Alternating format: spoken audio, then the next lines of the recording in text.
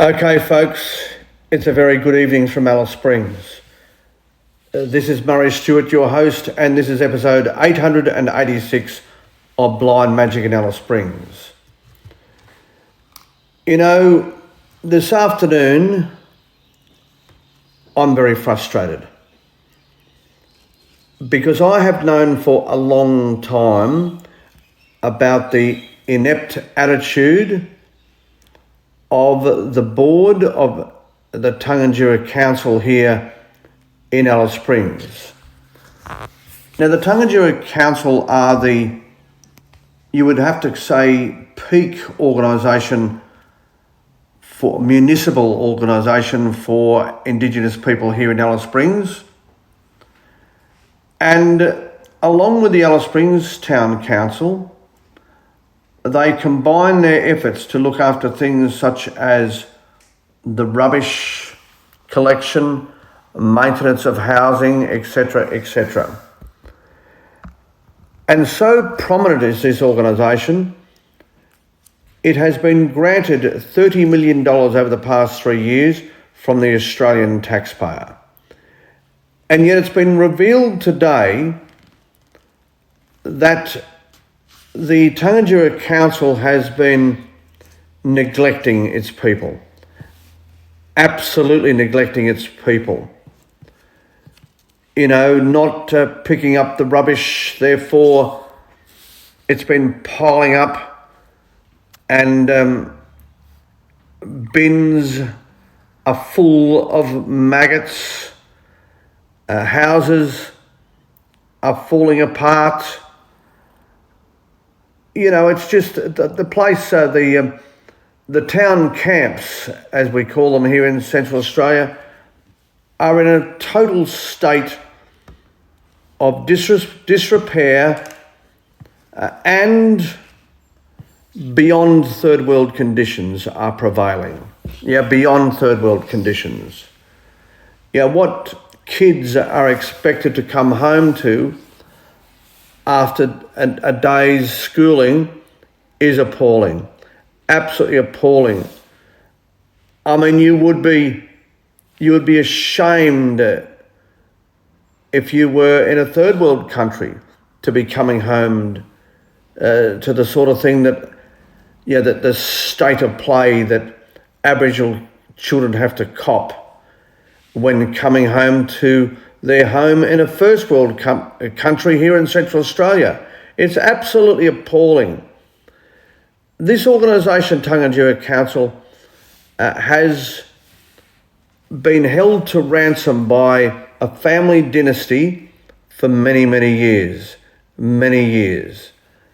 Now, as I said, they are supposed to work in unison with the Alice Springs Town Council, and yet the Alice Springs Town Council today reported through its mayor that they have failed to meet with the members of the Town Council, with the members of the Alice Springs Town Council, so that is the board have refused to meet with the Town Council for the past decade.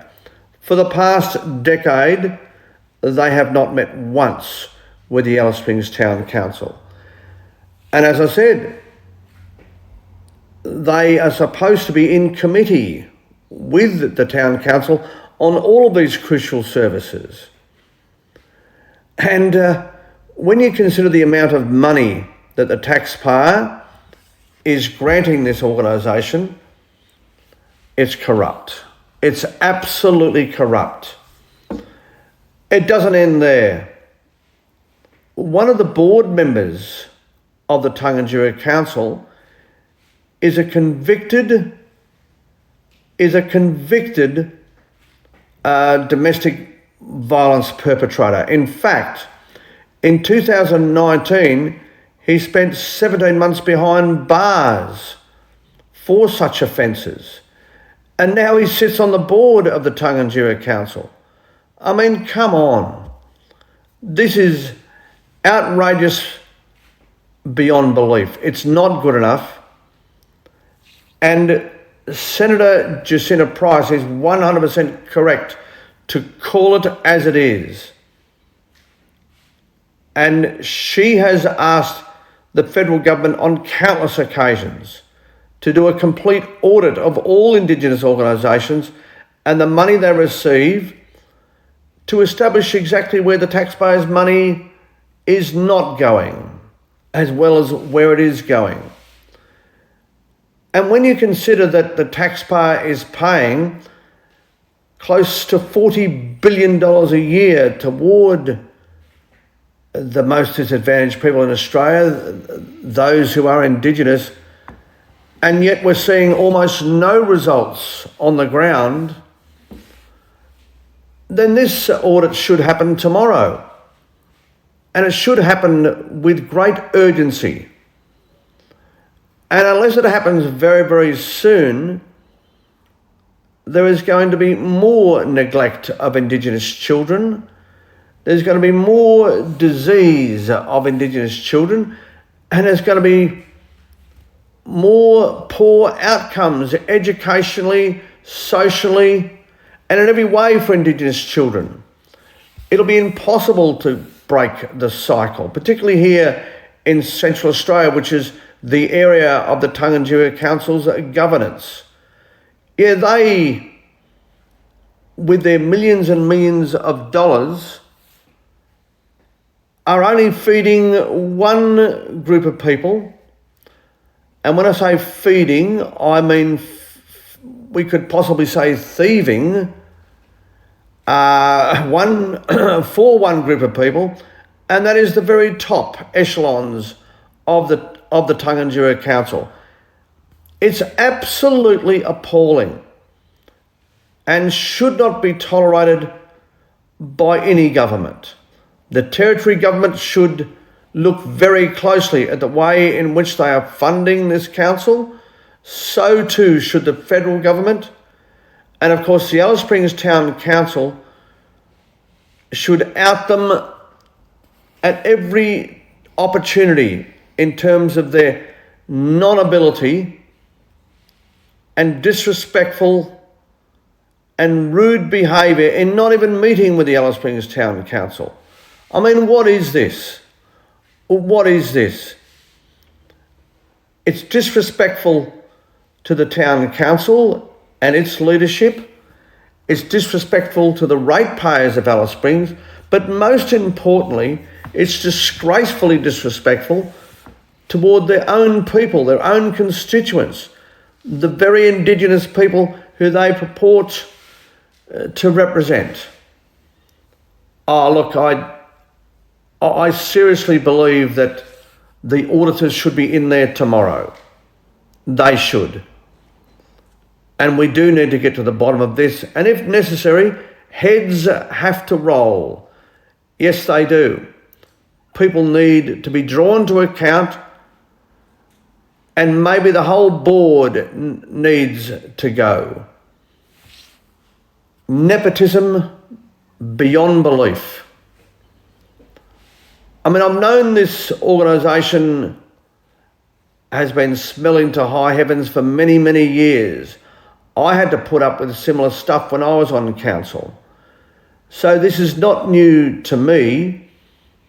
And I certainly wrote many articles on this matter in the local newspaper, many years back when I was both the deputy mayor and also when I was even standing for council before I even got onto council, around 2003, 2004. So this is how long this nepotistic behaviour has been going on. I can assure you, the Shaw family are not doing without. Oh no, they're not. They're not doing without. But their poor constituents are most definitely doing without. If this was any other government organisation, they would have been drawn to account many years ago. And the fact that they're not being drawn to account is in fact a form of racism. It is a form of racism because we are treating them differently to what we would treat from how we would treat, I should say, a non-Indigenous organisation. That fact alone is racist. It is racist. That is the absolute definition of racism. When you treat one group of people differently to another on the basis of race. And I can't think that it'd be any other reason. I mean, do we truly think if it was a non-Indigenous organisation behaving like this, that they wouldn't have been brought to the table by now and a full audit would have been done? I'm certain that would have been the case. So I can only think that this light touch approach is because everyone is just too frightened of doing anything because of the fact that these board members are Indigenous. Oh yes, it's full-blown racism. Don't worry about that. Full-blown racism. And it's of the highest order because the losers, as I said, are these poor Indigenous children who are being made to pay for some of the most corrupt behaviour that anyone could possibly bear to witness. It's not on anymore. It's absolutely not on. And I hope that what was brought out today by Jacinta Price, the ABC and others, I hope this absolutely leads to action with a capital A. Anyway, this has been your host, and this has been episode 886, and this has been a Blind Magic Communications production.